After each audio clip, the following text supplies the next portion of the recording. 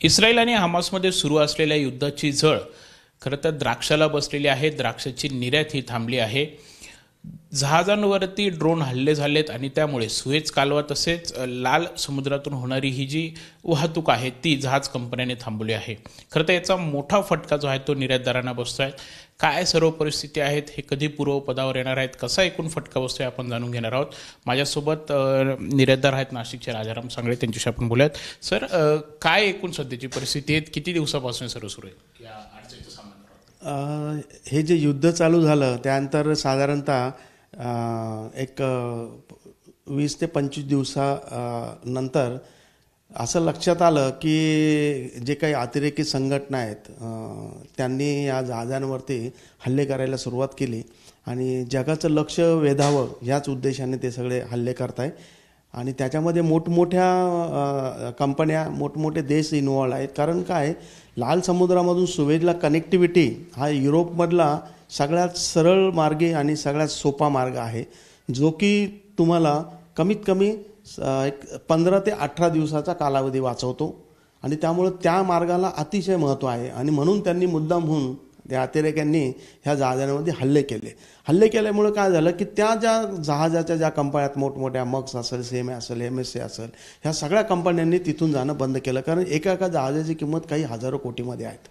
आणि ती ज्या वेळेला एखादं जहाज खराब होतं किंवा त्याच्यावरती हल्ला होतो, प्लस त्याच्यावरचा माल जो असतो तोही हजारो कोटीचा असतो. हे फार मोठमोठे जहाज आहे जे की एका जहाजावरती 4000 ते 8000 कंटेनर घेऊन जातात. इतके भले मोठे अवाढव्य असे जहाज आहेत. मग त्या लोकांनी सगळ्या कंपन्यांनी असं डिक्लेअर केलं की बुवा आम्ही आता रेड सीमधनं जाणारच नाही. आणि मग रेड सीमध्ये जाणार नसेल तर मग दुसरा मार्ग कुठला, तर तो म्हणजे पूर्ण आफ्रिकेला वळसा घालून मग युरोपमध्ये जायचं. मग जर तुम्ही रेड सीमधनं जाणार असाल तर 9000 किलोमीटरचं अंतर कापल्यानंतर तुम्ही युरोपमध्ये जाता. आणि तोच जर रस्ता बंद झाला तर तुम्हाला ते अंतर कापण्यासाठी 19,000 किलोमीटर एवढं अंतर कापावं लागतं. आणि त्याच्यासाठी तुम्हाला 17-18 दिवस एक्स्ट्रा लागतात, इंधन जास्त लागतं, भाडे जास्त लागतात. आणि ज्या रस्त्यावरती वेसल असतात त्या वेसलचे नंबर ऑफ क्वांटिटी कमी पडते. म्हणूनसाठी काय असतं, जसं आता आठवड्याला वेसल लागते, ती आठवड्याला न लागणारी वेसल ह्या प्रॉब्लेममुळं आता ती 15 किंवा 20 दिवसाला लागायला लागले. परंतु काय असं, द्राक्ष हा अतिशय पेरिसेबल प्रॉडक्ट असल्यामुळं त्या मोठ्या मार्गाने न्यायला एक्सपोर्टर पण तयार नाही आहेत आणि घेणाऱ्या कंपन्या पण तयार नाही आहेत. दोन गोष्टी त्यामध्ये की एक तर हायली पेरिसेबल आहे, किंमत वाढून जाते. युरोपियन मार्केटमध्ये एवढी मागणी किंमत दिली तर भारतीय द्राक्षांना मग त्यावेळेला तिथे मागणी कमी होऊन जाते. नॉर्मली काय असतं की सगळे युरोपियन देश हे भारतीय द्राक्षांवरती अवलंबून असतात, ते म्हणजे फेब्रुवारी, मार्च, एप्रिल, मे या महिन्यांसाठी. आणि त्यांना माहीत असतं की भारतातले द्राक्ष हे जगातले सगळ्यात स्वस्त द्राक्ष, सगळ्यात चांगली क्वालिटी आणि सगळ्यात स्वस्त द्राक्ष जर असतील तर ते भारतीय असतील या 3 महिन्यासाठी. त्यावेळेला तिथं कॉम्पिटिशन असते चिली आणि साऊथ आफ्रिका याबरोबर.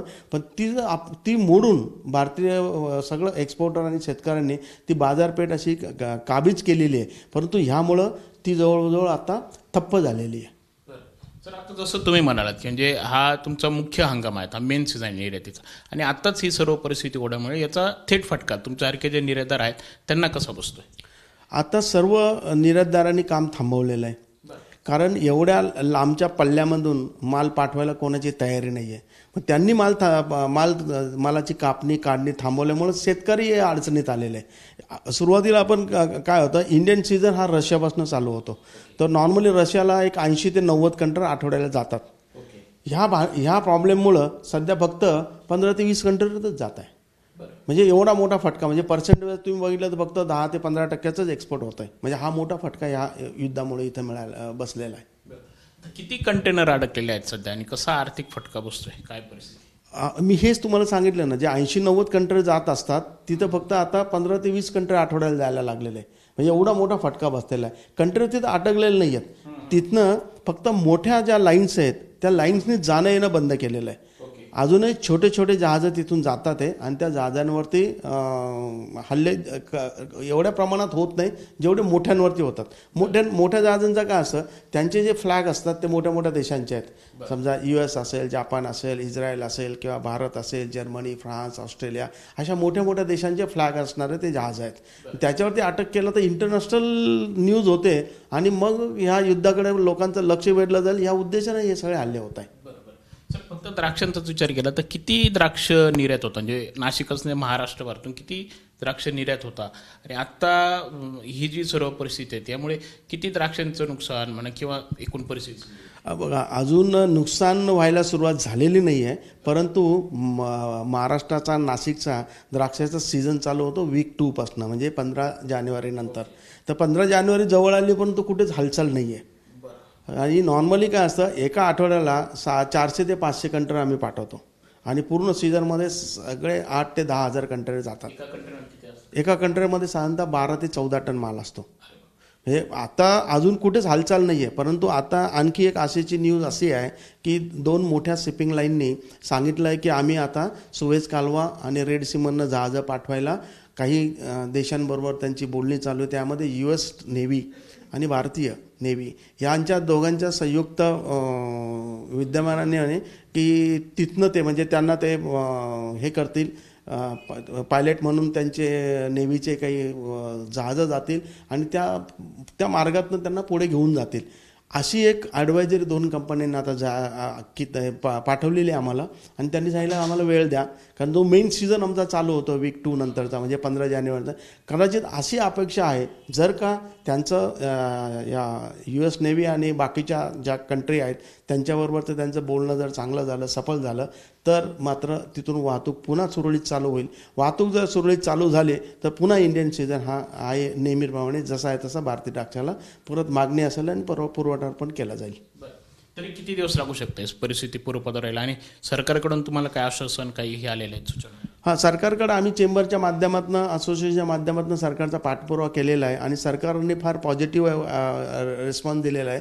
मध्यंतरी आता काल परवाच संरक्षण मंत्र्यांनी पण एक स्टेटमेंट केलेलं आहे की अरबी समुद्र आणि लाल समुद्रामध्ये जेही मालवाहतूकीसाठी जहाज जातील त्यांना भारत सरकार हे प्रोटेक्शन देईल.